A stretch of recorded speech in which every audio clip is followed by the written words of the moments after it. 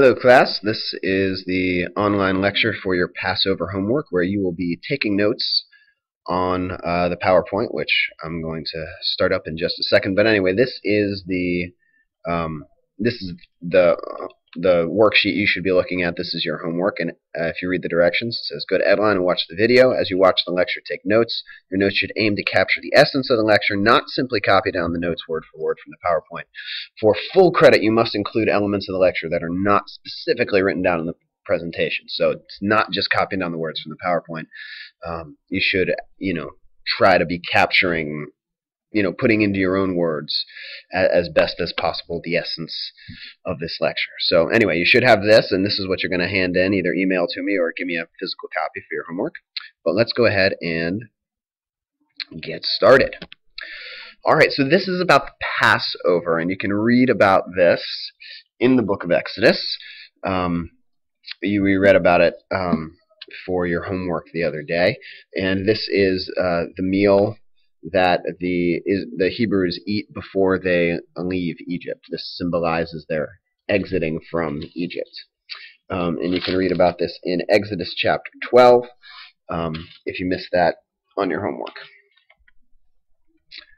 So what is Passover? Passover is a Jewish festival celebrated each year, normally in March or April, to commemorate the Exodus when the angel of death passed over the Hebrews, meaning it skipped them. It didn't hit them, whereas the angel of death did come through and kill the firstborn of all the Egyptian households.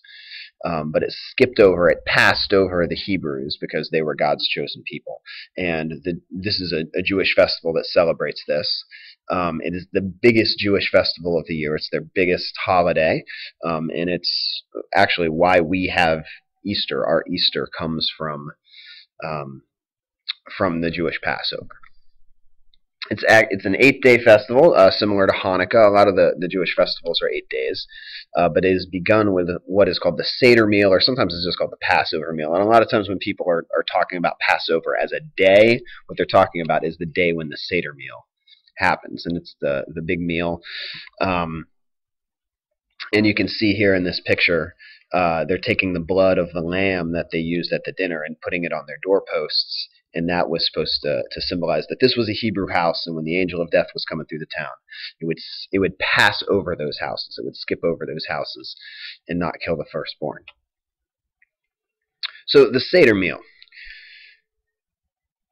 And to this day, Jews do this on Passover. And actually, it's become increasingly popular for Christians to celebrate a Seder meal around Easter. And it starts the beginning of the Passover feast.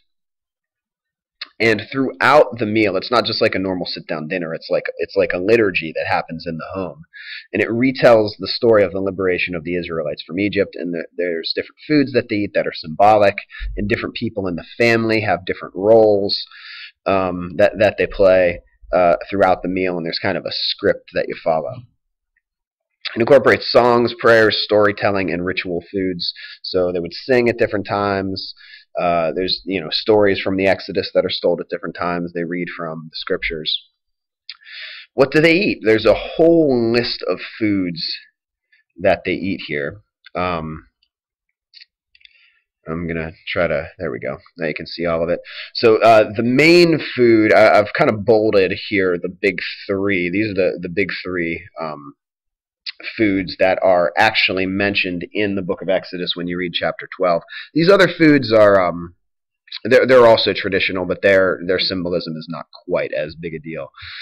So the big thing is the lamb, and it represents the lamb that they would sacrifice on Passover, and they would put the blood above the door. And it represents the death of the firstborn of the people and the animals of Egypt. So that's what it's supposed to remind you of. But then they actually eat the lamb as part of the feast.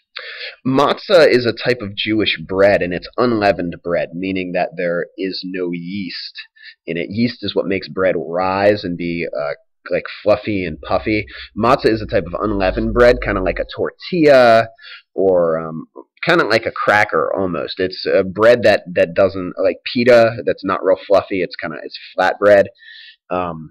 it doesn't have yeast in it, so it doesn't rise and become fluffy like, a loaf of Wonder Bread or something like that.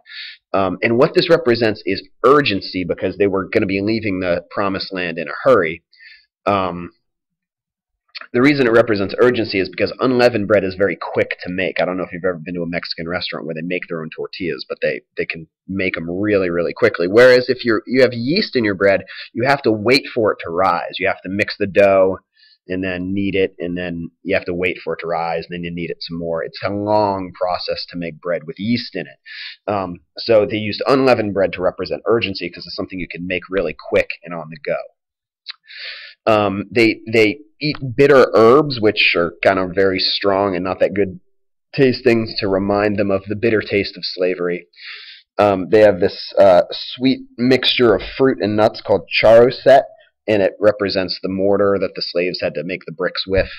They drink a little bit of salt water to remind them of the tears that they would cry when they were in slavery.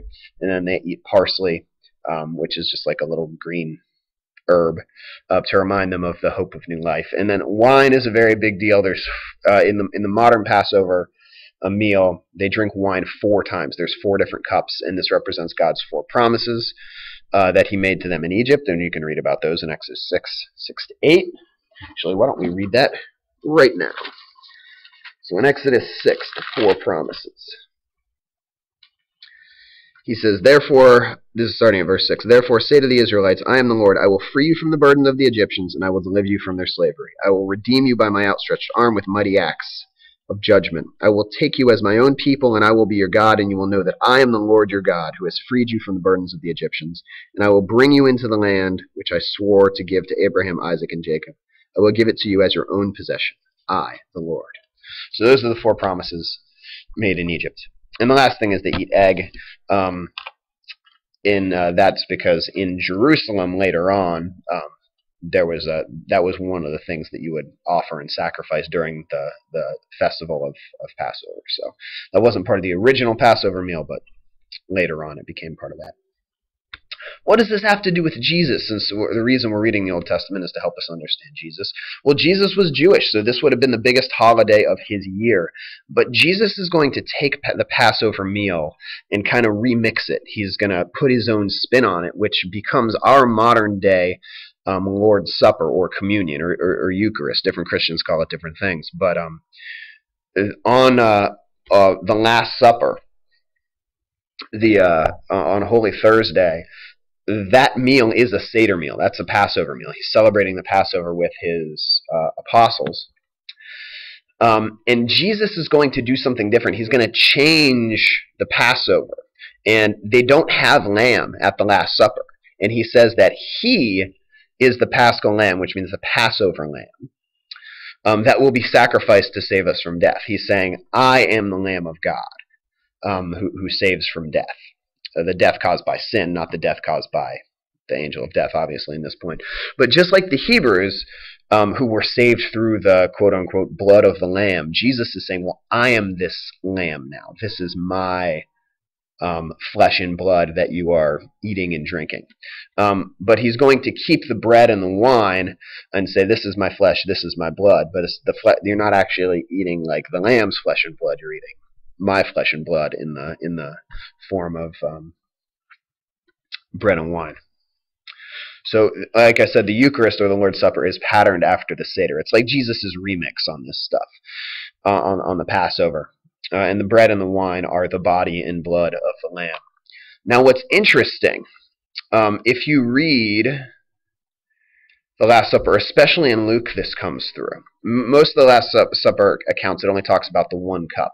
But Luke actually talks about more than 1 cup. It talks about at the beginning of the meal, it says, then he took a cup and gave thanks. And then later on in Luke, it says, and likewise the cup after they had eaten. So he takes, this is the 2nd cup, saying, this is the cup of the new covenant in my blood, which will be shed for you. And then later, but then when he should be drinking the 3rd cup, they go off to the Mount of Olives to go to sleep. And then when in what's called the agony in the garden, when he's praying to God, God, do I really have to do this? And he sweats blood. And you can read about this in Luke chapter 22. He says, Father, if you are willing, take this cup away from me. Still, not my will be done, but yours. So he's comparing the cup of Passover, this sacrifice, to his crucifixion on the cross. And then later on the cross, and this is not just in Luke, but also in Mark and Matthew, on the cross they try to offer him wine, and he refuses. And the symbolism of that is that his act of death on the cross, his sacrifice on the cross, is the fourth cup.